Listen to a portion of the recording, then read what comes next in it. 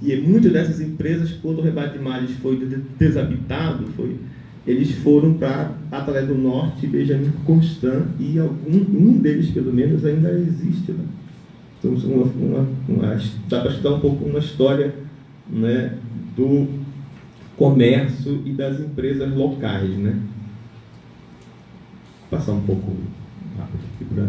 Bem, essas são as imagens feitas pelo Mar. Eles tinham que as calçadas da igreja e de algumas lojas eram feitas com fundos de garrafas. Eles enterravam as garrafas na lama e faziam uma espécie de calçada. Essas garrafas são encontradas às dezenas e às centenas. Assim. Então, de fato, tinham eles, de algum modo, né, fizeram esse processo lá.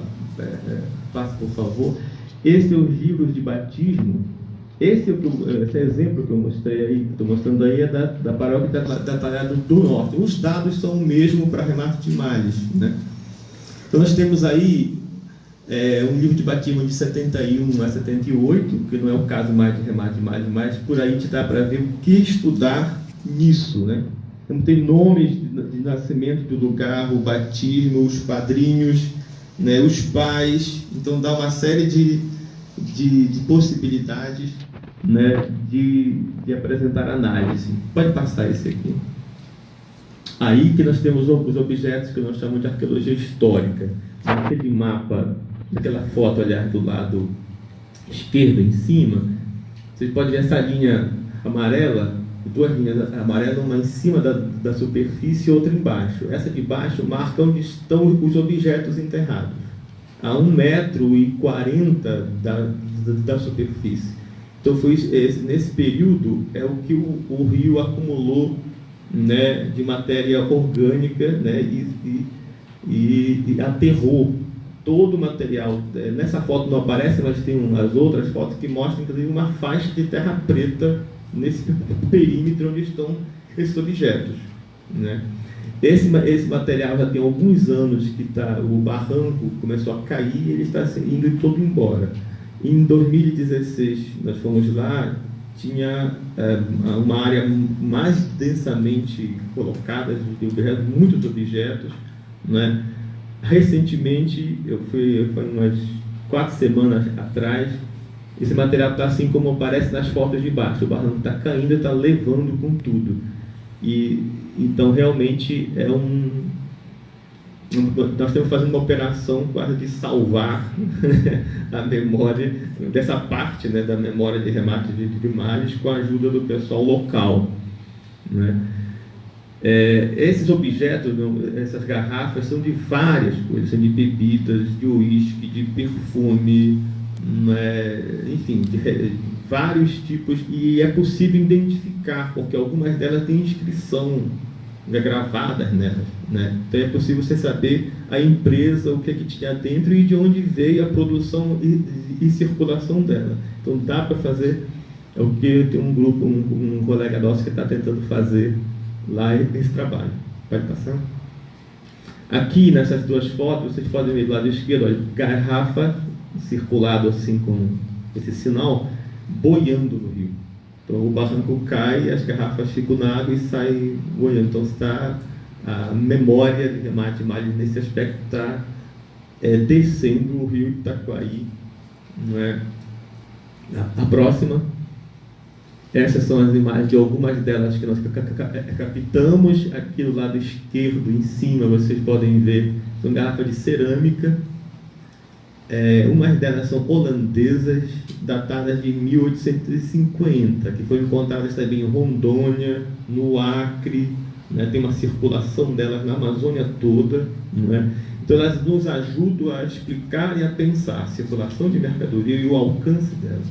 Muitas dessas garrafas foram encontradas no Alto Itacoaí e no Alto Ituí, não é? Em região onde habitam os índios isolados. Quer dizer, o que mostra que o contato, né, a circulação de pessoas no Javari, aonde tem a terra indígena hoje, é muito anterior ao que a gente imaginava. O primeiro contato aí nos anos 60 e 70 é é preciso pensar mais. Quer dizer, se essas garrafas estão lá em aldeias indígenas isoladas, é porque houve pessoas circulando por lá muito mais tempo, né? Até talvez que a presença de certos grupos indígenas ali. Então, a experiência de contato desses índios do Javari pode também ser pensada a partir dessa relação e dessas conexões que a gente está tentando mostrar. Nesse mapa aí, imagem, no mapa nós podemos ver então remate de imagens na parte de baixo, no lado esquerdo, Vulcão, que era uma outra vila que ficava em frente ao remate de imagens, e para o lado direito, Nazaré, que era um posto de borracha do Peru. Então, formava aí o que a gente está chamando de Triângulo da Borracha do Vale do Javari. Remate de Malha brasileiro, Vulcão brasileiro, né, fechava a desembocadura do rio Itacoaí. E Nazaré, né, era o posto do Peru, de troca, coleta, pesamento e aviamento da borracha. Nazaré era maior, né, circulava entre 7 a 15 barcos a vapores por mês, né? Então é uma cidade, é um lugar interessante para estudar. Hoje nenhum deles praticamente existe, só. Então, pode pular essa aí. Então, o que é remate de imagens hoje? Do lado esquerdo tem aquela imagem, uma placa, é um sítio que tem uma roça, não mora ninguém lá. Tem um aviso confuso, meio que pedindo para não cortar o açaizeiro nem o curutizeiro, né? Mas dá para entender mais ou menos isso. Tem um sítio, umas mangueiras, os açaizeiros, e essa imagem de baixo mostra a posição olhando da última moradia de remate, mais do lado mais debaixo do rio. Então aqui Nazaré ficava em frente essa imagem, do lado esquerdo, do lado direito. Então, hoje você olha o Triângulo da Borracha do Javari, a imagem é esta, né? A população se mudou, a população foi embora. E aí por que foi? Né? O que aconteceu? Né? Então, próxima. Desculpa, volta aí. Tá.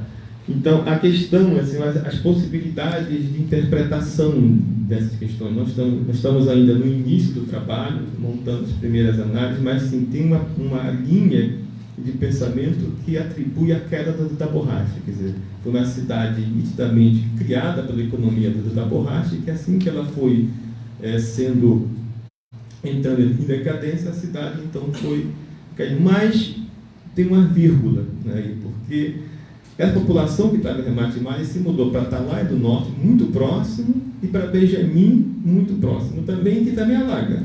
Então, a ideia de que uma alagação, que era a reclamação mais comum na documentação, né, que remate de imagens alagava e por isso a população saiu de lá, ela perde o significado. Vamos ver que a Atalaia, inclusive o cemitério de remate de imagens, que é onde é hoje a Atalaia, também vai para o fundo quando a água sobe, né? E a parte de Benjamim, a população foi também, quando a enchente vai para o fundo. Então, é mais do que isso, né? É um pouco, tem a ver com a queda da economia da borracha, sim, mas tem a ver com o deslocamento das populações, tem a ver com outras formas de ver isso. Tem também uma interpretação vinculada à queda do barranco, né, que era chamada fenômeno das terras caídas na Amazônia. E esse fenômeno da terra caída em remate de imagens tem algumas interpretações que nós estamos vendo. Uma é que em 1930 caiu um meteoro no rio Curuçá, que formou uma cratera de 1,5 km, né?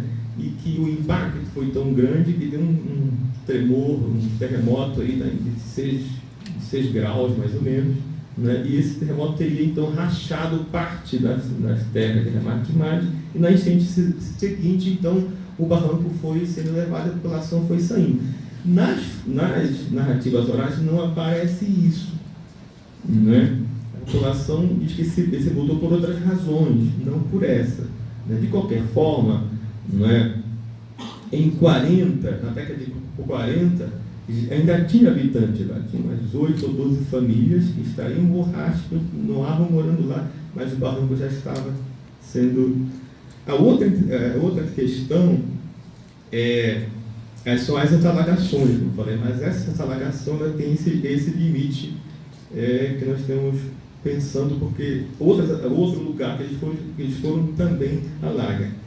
E aí, para fechar, né, se pensa assim, o que significaria isso? Ele tem a professora Patrícia Sampaio tem um texto sobre a cidade de Poiares, no século XVIII do Rio Negro, em que ela coloca o caráter transitório, né, e a artificialidade. Essa ideia da transitoriedade, né, e da artificialidade, ela pode ser pensada por causa daquele remate de imagem, porque foi uma cidade transitória da borracha mesmo, né? E artificial porque criada num lugar de qualquer jeito, que alagava, né? Porque já tinha um sítio, já tinha um porto e precisava daquele porto para o embarque e desembarque de borracha. E com as memórias desses objetos e dos narradores, a gente está vendo eles estão contando outras histórias. Aí vem a história da cobra grande que derrubou a cidade. Então tem uma outra narrativa e uma outra memória na população que vive hoje. Então nós temos 3 narrativas básicas: a histórica, documental, né? Uma possibilidade de interpretação disso e uma narrativa oral. Então é isso que a gente está tentando pensar, né? E é uma forma de a gente estudar e pensar as cidades amazônicas nesse caráter, como eu disse, eu acho que muito adequado do seu aspecto transitório, né, e artificial nesse sentido. Obrigado.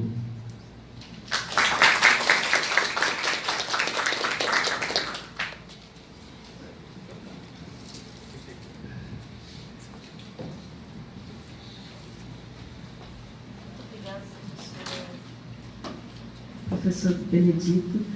Nós vamos passar a palavra agora ao professor Raimundo Nonato Pereira da Silva, que se graduou em Ciências Sociais aqui na UFAM e fez mestrado na Universidade Federal do Rio Grande do Sul em Antropologia e doutorado também na Universidade Federal do Rio Grande do Sul, em conjunto com a Universidade Federal de Roraima. Passo a palavra, então, eu vou fazer também um aviso. Bom dia a todos e a todas. Vamos lá. Bem objetivamente, quando e reafirmação indígena no contexto urbano, essa palavra trilhas antropológicas, na realidade, foi um diálogo que eu tive com um doutor formado pelo PPGás, que é o Emanuel. Emanuel, vamos fazer uma palestra, vamos pensar, qual seria a história? E o segundo ponto é muito mais a experiência que eu posso classificar como experiência de trabalho de campo e como campo de trabalho. Então, tem uma experiência de trabalho de pesquisa e um trabalho de campo com a questão da temática do índios em contextos que a gente quer imaginar, que tem uma trajetória nessas histórias aí. Então, vejamos, quando você tem um tema, é difícil, na realidade, e aí eu posso dizer que, se foram alguns trabalhos de pesquisa nessa área, ela se concentrou muito mais no mestrado e na especialização em sociologia. Então, fiz especialização em sociologia pela UFAM. Ação e discussão, participação em banco e tudo mais. Quer dizer, então, não é fácil você se exorcizar de um tema. Porém, o problema não é o tema. O problema é a metodologia que você utiliza para analisar determinados temas. Então, o campo de trabalho se tornou preponderante em relação a qualquer atividade de pesquisa mais ampla. Então, a pesquisa ficou muito mais em diálogo com alunos, com PIBIC, ou participando de discussão mais ampla com pesquisadores que estiam nessa área. Entendeu? Eu sendo convidado para discutir, como foi da cartografia social da Amazônia, em Roraima, tá? Com a professora Carla. Fizemos uma reflexão desses 10 anos com outras questões que envolviam direta ou indiretamente esse tema. E aí é que está o bom da questão antropológica e o trabalho de campo, como fala Juan Fábio, que que é justamente ele é a prática e é onde você realmente se consolida enquanto antropólogo. Né? Evidentemente que aí está uma crítica às questões mais estruturalistas e tudo mais da Lévi-Straussiana, né? Contrapondo a certos termos e lutando contra os termos do senso comum. Eu faço lembrar o texto do capítulo do livro do Clifford Geertz, Saber Local, enquanto senso comum, enquanto sistema cultural. Então nós temos um sistema cultural que na realidade foi enraizado muito pelos viés acadêmicos, tá? E a gente de alguma maneira foi absorvido de uma forma geral, de uma forma questões dos índios em contexto urbano, ou em época chamada de urbano. Por isso que a literatura, quando nós colocamos em paralelo, para fazer uma leitura teórica, uma leitura temática e mais a prática e as suas análises, ela dá um sentido bastante forte. Por exemplo, essa discussão sobre índios na cidade começa de um PIBIC. Um PIBIC que foi de 93 a 95, que não tinha questão de índios, né, em cidades, né, o índio urbano naquela época, vamos dizer assim. Né. Nós tínhamos uma questão que era o movimento indígena. Porém, o movimento indígena, passamos a fazer uma reflexão sobre ele a partir de Manaus. Então, a partir do locus, que é a Coiabe, que está na Presidente Vargas, no bairro Presidente Vargas, que está no contexto urbano, e que nesse contexto urbano você tinha outros índios que moravam na cidade, que frequentavam esse lugar. Então, você vê que vai associando. E você tem e passa a ter contato com organizações que estão sendo construídas, se consolidando, e se buscando, através do movimento, se reafirmar etnicamente, tá? Que é o caso, primeiro, da MAR, criada em 1984. Tá? Você tem, depois, a própria Coiabe, em 89, e você tem, já consolidando enquanto organização formal, que isso daria uma outra debate, outra discussão, que não é o momento aqui, você tem a MISME, de 1990, você tem também o MEIAN. Então, quer dizer, você tem todos esses contextos em que nós vamos nos envolvendo e vai fazendo a leitura automaticamente no campo e a leitura para o campo. A leitura no campo é quando você está nele. Tá? E aí você começa a se deparar com algumas situações. E leitura para o campo são justamente as coisas que devem acompanhar, independentemente se você está lá ou está cá, você deve ter ciência. E aí você começa a recuperar algumas informações e ver o alcance desse campo temático e esse campo teórico. E aí vem as obras clássicas, eu acho que de uma forma ou de outra sempre nos inspiram, que é do Roberto Cador de Oliveira, O Índio no Mundo do Branco, sobre o Chicuna, o Índio e o Mundo Branco, do Índio ao Bugre, do Roberto Cador de Oliveira, Estrutura, Etnia e Identificação, que ele vai lhe dando a cancha para você também começar a pensar do ponto de vista teórico, criar problemas teóricos para lidar com problemas práticos. A questão. Tá?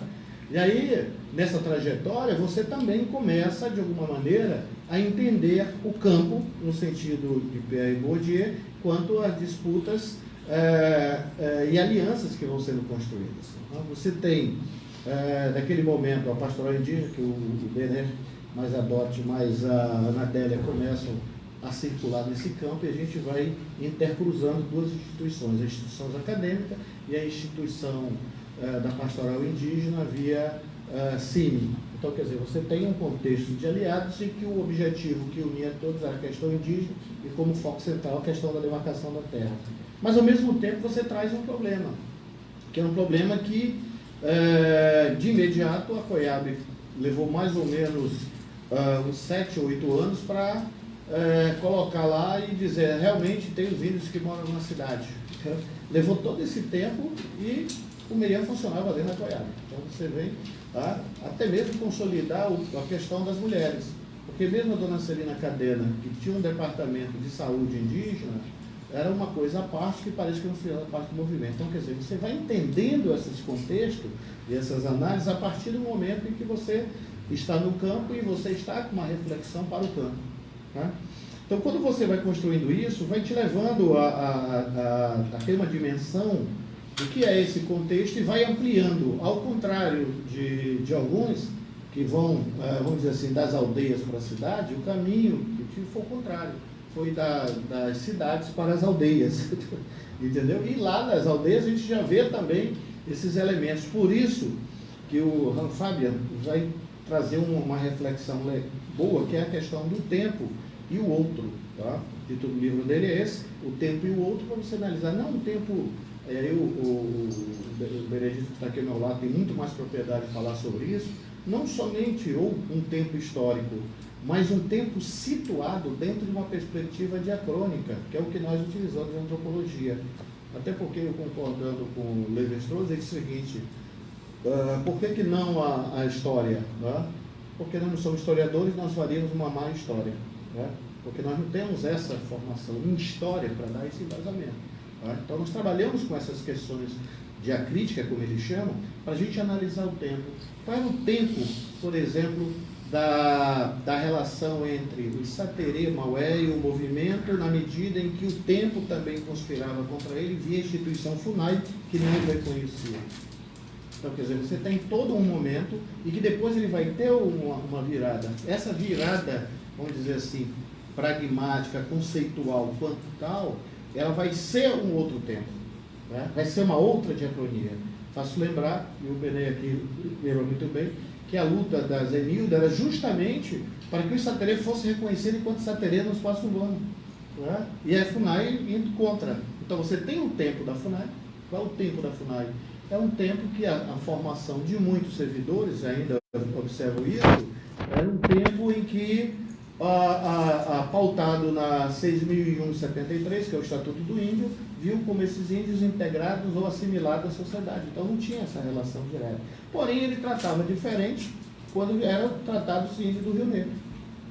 Tá? Porque os elementos diacríticos da fala estavam presentes, do Saterê naquele momento não. Tá? E a gente vai observar essa questão do Saterê como um fenômeno que eu gosto muito e aprecio, porque está muito mais próximo, vamos dizer assim, do meu universo enquanto de dedicação. Tá? Inclusive, durante a dissertação, eu digo que aprendi algumas coisas e outras em função deles mesmo, tá? Por essas práticas deles, porque para mim é um fenômeno. Por exemplo, ontem estivemos na aldeia Sarruapé, tá? Vi as pessoas que tive dificuldade de me dirigir a elas, porque eu não sabia o nome delas étnicas. Entendeu? Algumas pessoas. Conheci o João, o Luceni, tá? o Mozariel, e vai embora. Tá? Porém, não sabia o nome delas étnicos. Então, quer dizer, você tem aí uma questão de tempo, e uma questão de tempo e uma questão do outro, como ele vai sendo construído. Então, quando a gente tem esse campo, evidentemente que tem um outro fator nesse contexto de afirmação e reafirmação. São as formas de mobilidades e as formas que vão sendo construídas. Tá? Vale a pena lembrar que quando a pastoral indígena, também inclusive pessoas dessa experiência Porto e Manaus começaram a trabalhar nessa linha de território e territorialidade indígenas, tá? O que foi? Tinha indígenas que estavam em Manaus há muito tempo, mas não tinham uma auto-identificação de uma forma mais ampla. Era uma forma muito mais gratuita, como diz o Roberto Jaramillo, no trabalho dele, que foi mais ou menos de 98 a 99, 2000, edição já vem traduzida em português mais recentemente, tá? Em relação ao que ele pesquisou, quando ele fala dessa gratuidade. Essa gratuidade ele não dava uma visibilidade enquanto um elemento de identidade. Aí vem uma crítica política frente ao Estado, frente à busca de direito. Então esses cientistas estão lá, como os Apurinã, né? Como os Cocanos, estão lá deles curtindo, vivendo, e alguns Chicuna. Porém, essa dimensão mais política, mais forte, ela vai ter um outro tempo. É a questão do tempo, não é? Que a gente não consegue entender naquele momento. Não é? Alguns já estavam consolidados. Por isso que eu ressalto que um dos elementos fundamentais dessa estratégia é essa dimensão política que eles têm. Eles nunca tiveram uma dimensão política de uma estratégia de em que momento nós vamos nos apresentar. Não, eles sempre se apresentaram e sempre se articularam. Então, sempre identificavam pessoas do Mauazinho a São José, a Alvorada, a Compensa e vai embora. Tá? Então, quer dizer, essa articulação é interessante. Porém, isso, para o trabalho da antropologia, para o trabalho do antropólogo, tá? Para a prática da antropologia de uma forma empírica de uma forma direta dentro da questão de assessoria, ele traz elementos fundamentais. Por isso que esses elementos vão ser fundamentais, por exemplo, na atividade que nós tivemos, quando passamos 5 anos no programa de ação afirmativa da Fundação Ford, porque aparecia muito indígenas dentro desses contextos de cidade. Então, esse é um elemento. E o outro, faltando 5 minutos, que a gente conclui, que é o seguinte: você tem para Roraima e acabou vindo para Manaus em função do conflito da Raposa Serra do Sol, quanto à questão da situação do registro, não só minha, mas de outros colegas que a gente vai discutindo, vai começar, de alguma maneira, a consolidar esses indígenas não como uma forma dicotômica, mas dessas atividades e tudo mais, nós vamos ter informações, principalmente a partir de 2012, sobre saúde e educação desses índios que estão no contexto da cidade. A gente não tinha, era uma forma muito genérica. Tá? Agora, se você olhar os dados, vai ter dizendo qual é a comunidade e tudo mais. É um fator importante? Porque isso consolida aquilo que vem apontando o IBGE. E eu tenho sérias críticas à questão do IBGE com relação à coleta de dados com essas populações. Vide o de 2010 e o de 2000, quando você vê que tem uma disparidade de quase 50%. Parece que 50% dos índios sumiram. Né? De 4.040 para 8.000 e pouco, 4.000 foram para o espaço. Tá? Porém, é interessante, a gente questiona o IBGE, mas a gente tem que questionar o outro fator. Tá? Quais são as formas de autodeclaração e para quem se faz essas autodeclarações? Eu acho que aí, mais do que ter o número friamente, é questionar o número, porque os números podem ser um objeto que bastante extensiva dentro dos programas de transferência de renda, vai revelar uma população e que vai se declarar. Tá? Eu lembro, e outros fatores que nós vamos trabalhando enquanto campo de trabalho e campo de pesquisa, tá? E que vai nos proporcionar um direcionamento e rever alguns conceitos.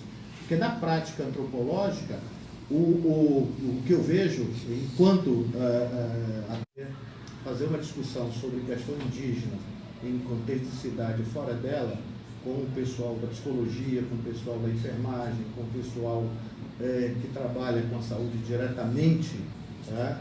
É um exercício pluramente desafiador. É desafiador porque, às vezes, as pessoas atuam, mas não conseguem, entre aspas, vê-los enquanto índios, não conseguem ver.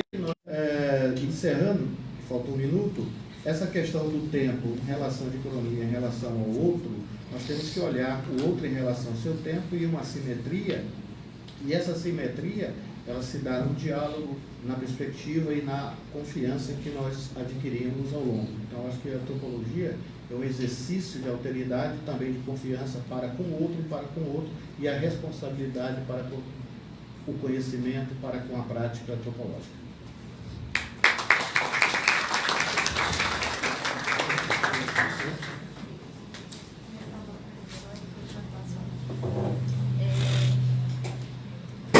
Eu agradeço, né, as falas, e eu vou fazer um comentário que as imagens que o Benedito trouxe, né, a fala dele, as imagens do texto dele e as imagens também das fotografias, elas me remeteram para a arqueologia, né, diretamente para a arqueologia. E a arqueologia nessa região aqui, ela durante muito tempo não se pensava jamais em falar em cidades, quando se falava no período pré-colonial, né? E os relatos não diziam isso, né? Os relatos dos navegantes falavam em grandes agrupamentos humanos, né? Então não vou falar aqui em urbanos nem em cidade, mas grandes agrupamentos humanos aqui e a arqueologia era considerada, esses relatos eram considerados fantasiosos, porque a imagem que se tinha era de não cidade, né? De forma alguma. E a arqueologia veio contribuir para dizer, olha, aqui teve sim agrupamentos humanos de longa duração. O que acontece é que os materiais eram perecíveis. Aí as pontes eram de madeira, né?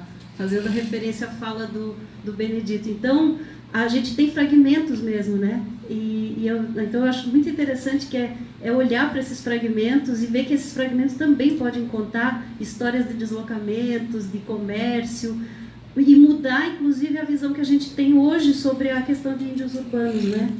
E aí, comentando a fala do Nonato também, que enfatizou muito a questão do tempo, né? Então, é sempre essa retroalimentação, né? A gente trabalha conceitos hoje para olhar para o passado, e o passado também, a leitura do passado, os objetos arqueológicos, os documentos antigos, também nos ajudou a desconstruir estereótipos, né?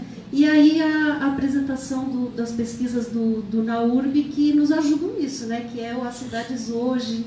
E eu fiquei na minha cabeça, fiquei com a questão que tem a ver com a arqueologia também, a questão do transitório, né? Cidades transitórias, ocupações transitórias. Talvez na história aqui da América, as ocupações são transitórias, né? Tu faz uma roça num lugar e tem a ocupação em outro, mas num outro momento a antiga ocupação vira um lugar de coleta, porque as frutas estão lá, porque tu morou. Vários grupos indígenas têm essa prática, né? A palavra cocué em Guarani é o meu lugar antigo, o que já foi no Ayampi também. A ex-morada é a atual lugar de coleta, é a roça também, né? Então essa retroalimentação é índio urbano, mas está na aldeia também. Enfim, é só um comentário breve. O professor Sérgio pediu para falar, mas eu vou abrir para ele e já abrir para perguntas e comentários. E eu fiquei com uma curiosidade, uma pergunta, eu já vou aproveitar que eu estou com o microfone na mão, que é uma pergunta para o Benedito em relação ao nome da cidade, Remate dos Males, se tu tem alguma referência a esse nome, né, que é um nome, eu achei um nome muito interessante. Bom, boa tarde, Jana. Eu só queria fazer um registro para mim estar na mesa, mas eu estava no encontro em Belém, eu tive problema com a passagem, já desde sexta-feira passada, eu ia chegar praticamente pela manhã aqui, tinha sala de aula, aí combinamos na sexta-feira, por ocasião da jornada do Colegiado Negro, que foi excelente, né, os trabalhos daquela sexta, que o Tarcísio assumiria essa responsabilidade. O Tarcísio, além de de pesquisa nesse núcleo, né, nós temos 9 pesquisas nesse momento em andamento, então é importante a gente conhecer aquilo que está se fazendo, né, nesse núcleo do NAURB, né? E essas questões que foram colocadas aqui, eu fiquei também pensando, achei a mesa ótima, havia muitos problemas também de epidemias nesses aglomerados que não eram muito numerosos. Bom dia a todos. Parabenizar a mesa pelas apresentações, e só queria fazer um comentário sobre a apresentação do esqueci seu nome, Raimundo? Não, do Raimundo não, do Benedito. Desculpa, me deu um branco aqui. Não, aqui eu achei interessante a historiador, e ele uma vez ele me indicou um livro para ler, que é o do Vitor Leonardi, que é sobre uma cidade ali próximo de Novo Airão, que como é que chama mesmo ali? Do Velho Airão. E aí ele falava, porque geralmente a história ela pega para tentar entender como é que as cidades surgiram, se formaram e tal. E o Vitor, ele pega justamente como é que uma cidade entra em decadência e acaba, né? Então ele tenta retraçar esse processo, que é o que vocês também estão tentando fazer, né? Um pouco lá, assim, de tentar entender essa decadência, essa transitoriedade. Vocês estão usando o termo, né? Mas é só isso mesmo. Alguém mais quer fazer algum comentário? A gente pode juntar e passar para a mesa.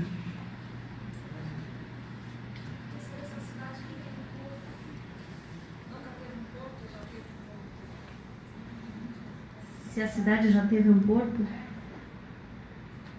Essa cidade tem um porto, se ela já teve um porto, mas se ela desapareceu,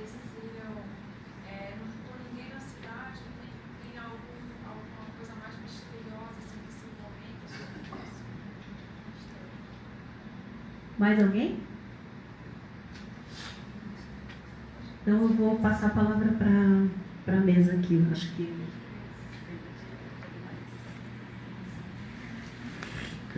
Bem, comentando aqui então sobre Remate Malles, o nome, na verdade, surgiu de um cearense, um nordestino que foi para essa região. Tinha morado no Peru um tempo e adoeceu, teve problema de família, ele se mudou, comprou um sítio nesse lugar e achou bonito o rio, achou bonito e colocou o nome, então Remate Malles, quer dizer, aqui eu vou acabar os meus males. Né? Então, aqui é outro mundo, é outra vida, vou acabar os meus males. E tem documentos da Igreja Católica que estão lá no arquivo de Tabatinga, da Igreja de Tabatinga, que um dos padres e um dos missionários que passaram por lá contesta veementemente este nome Remate Malles. Como uma cidade, ele morou lá, né, no Frei, como uma cidade tão ruim, tão quente, não é? Tão alaga, não é, com bordel, porque tinha um bordel lá dentro, assim, tem uma história, tem muita coisa, tinha um bordel, né?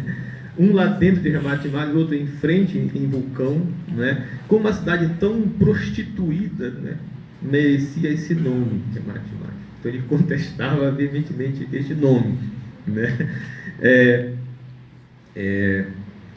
Sobre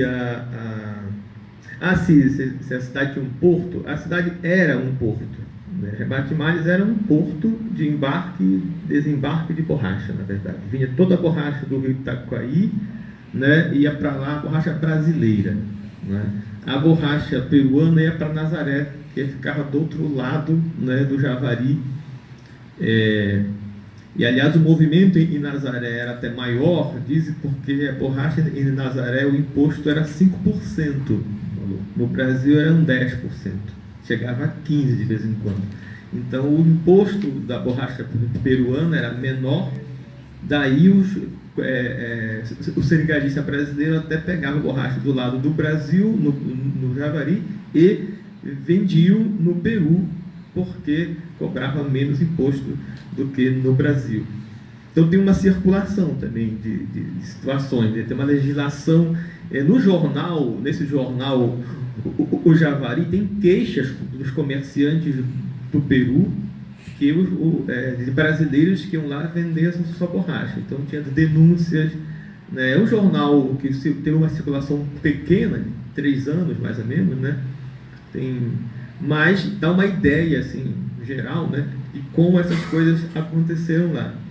E essa questão da ideia da decadência, né, o estudo da decadência, eu não gosto muito dessa expressão, decadência, porque dá a ideia de que as coisas são cíclicas, né, que vai, termina e começa outra. Então, essa população que morava lá, ela foi para Atalaya e Benjamin.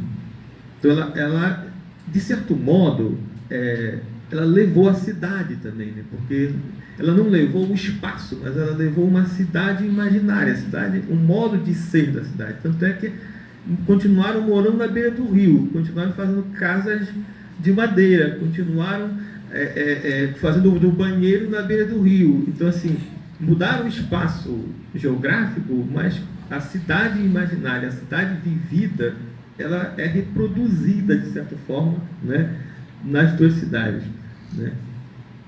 Então, eu acho que é mais do que desabitar, nesse caso, né? Foi um lugar que começou, segundo os documentos, né? A partir de 1925 as comunidades começaram a sair. Na década de 40, então, 45 foi, né, o período que mais pessoas saíram. Então, nos anos 50, tinham apenas 6 famílias. Então, tem nas narrativas orais das pessoas. Eu entrevistei 3 pessoas da Atalaya do Norte, senhores um de 91 anos e 2 de 85, que ainda viveram e viram essa cidade, os restos dela, né? Então, eles contaram o comércio, os tipos de mercadorias que tinha lá, como eram feitas as roupas, como é que o santo que festejava, como é que fazia a festa do santo, né, que é o mesmo de Atalaia, São Sebastião. Então tem todo... não deu aqui para contar toda essa história, mas a cidade era um porto e quando não foi necessário o porto de borracha, para borracha, a cidade parece que teve esse motivo maior. Agora, se tem motivos, digamos assim, mais, como você falou, misteriosos, né? Tem essa história da cobra grande, né? Que a cobra grande, na verdade, a história de que o meteoro caiu no Itacoaí, rachou a terra, e aí começou a cair a margem do rio, e a cidade foi sendo comida, digamos assim. Tanto é que você pegar a posição da cidade na época, ela está a 10 metros para dentro do rio, a última rua. Então, se você pegar... Então, assim, a cidade foi caindo, o barranco foi caindo mesmo, né? A cidade foi desaparecendo também fisicamente, né? Mas as pessoas não contam essa história, as pessoas contam são outras narrativas. Que a cobra, que tem uma cobra grande lá, que ela se mexe, e quando ela se mexeu, derruba o Remate Mais. Que a correnteza de frente da Atalaia do Norte é provocada por essa cobra, que todas as ilhas que depois se formam a partir desse movimento. Então tem um movimento de rio, ou seja, a cobra, ela encanta também, ela fala com as pessoas, ela se comunica. Então tem um mundo subterrâneo, tem um mundo